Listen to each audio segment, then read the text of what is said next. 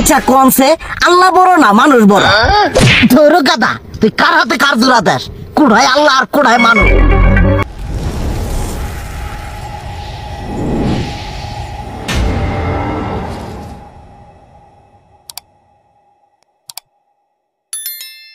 আচ্ছা কোনছে আল্লাহ বড় না মানুষ বড়? ধরো গাদা, তুই কার হাতে কার জোড়া দেশ? কুড়ায় আল্লাহ আর কুড়ায় মানুষ। যেটা কবার কইছে ওইটা কন। আল্লাহ বড় না মানুষ বড়? আল্লাহই তো বড়। আল্লাহ বড়, তাহলে আল্লাহর কথা না হইনা মানুষের কথা শুনেন কে? কি কইতাছস? কি আর আল্লাহর কথা মানে না মানুষের কথা মানে? হ্যাঁ, কি আর মানুষের কথা শুনেন তাই না?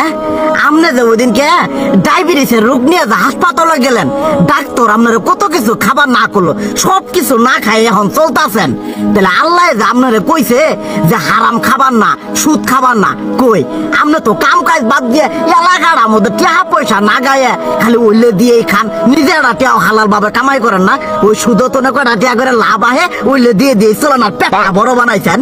শুনেন একটা কথা কই, হারামের কোনোদিন আরাম নাই। হালাল পথে রুজি রোজগার করেন, প্রয়োজনে এড়া বেলা কম খায়েন, তাও শরীর পিণ্ডও ভালো থাকবো, কোনো রোগ বেদও হবো না, আরামও পাবেন, আল্লাহও খুশি থাকবো।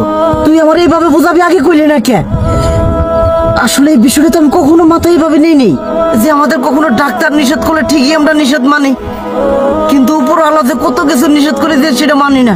আর এই যে হারাম পথে টিয়া পয়সা কামাই করতেছেন, শরীরের মধ্যে দুনিয়া রোগ বেত হয়েছে, দেখা যাইতেছে যা টিয়া হারাম পথে কামাই করতেছেন তার তো বেশি টিয়া মনে করেন জ্বলে যাইতেছে গা বেশি। আজকের পর থেকে আমি আর এই হারাম সুদ খামো না, আমি হালাল পথে চলবো, হালাল টাকা পয়সা ইনকাম করবো।